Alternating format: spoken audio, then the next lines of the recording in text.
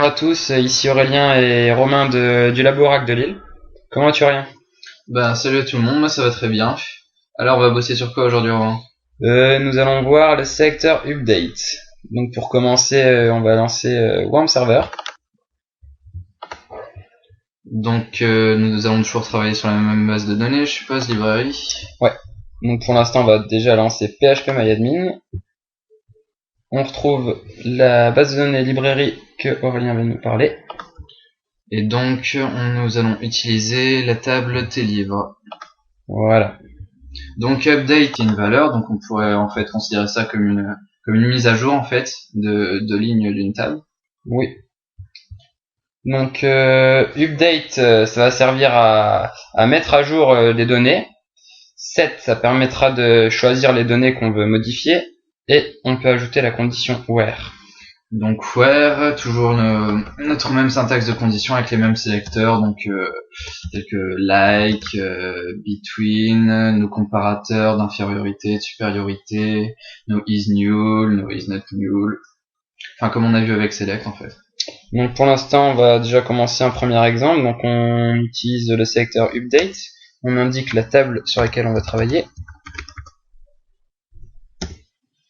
Ensuite, Aurélien.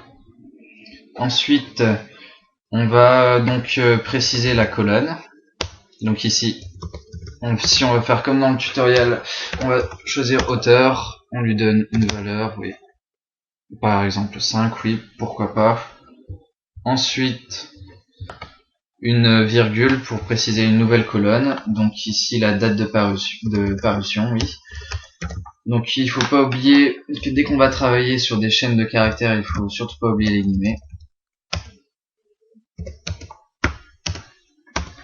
La date c'était 2011.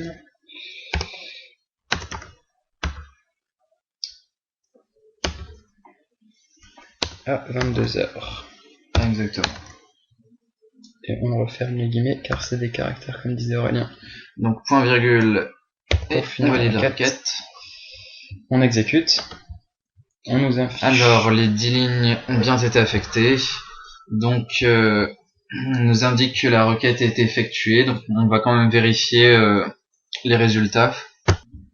Donc on va aller voir les résultats de cette requête.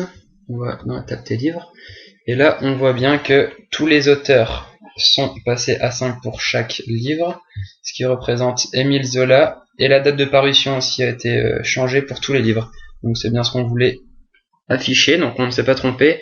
Bon là on voit bien que Émile Zola n'a pas pu écrire réussir son site web avec XHTML et CSS. C'est pas trop son époque. Ouais, en effet, enfin update seul c'est un peu inutile, bien sûr, il faut préciser nos conditions avec where, donc on va vous refaire un deuxième exemple avec where. Alors pour ce faire, on va réécrire une requête avec la condition where, donc update, toujours la table T-livre. Voilà, exactement. Donc ici on peut par exemple, je sais pas, remodifier l'auteur. On va le mettre à 1. Voilà. Pour une condition, bah vas-y, montre un like. Donc titre like. Donc like, on enchaîne toujours entre guillemets, donc une expression régulière. Alors on va faire. T'as qu'à mettre la troisième lettre, un A comme dans le tuto écrit. Donc voilà. Okay. Donc les deux underscores tout d'abord pour deux caractères qui sont obligatoirement, qu'ils ont une obligation d'être là en fait, avec un A en troisième position. Et après, tu peux mettre un pourcentage. Okay. Donc 0 à plusieurs caractères. Voilà. Donc, toujours pas oublier le point virgule. Le point virgule pour dire que c'est la fin, et on exécute. Voilà, on nous indique bien qu'une ligne a été affectée. Voilà. Donc, on va donc regarder notre table. On ici. va vérifier.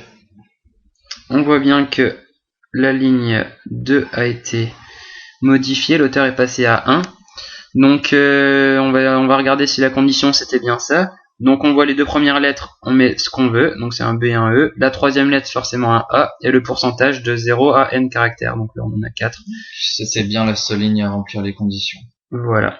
Donc on récapitule la syntaxe globale, donc update notre table. set la colonne à modifier égale la valeur where pour notre condition.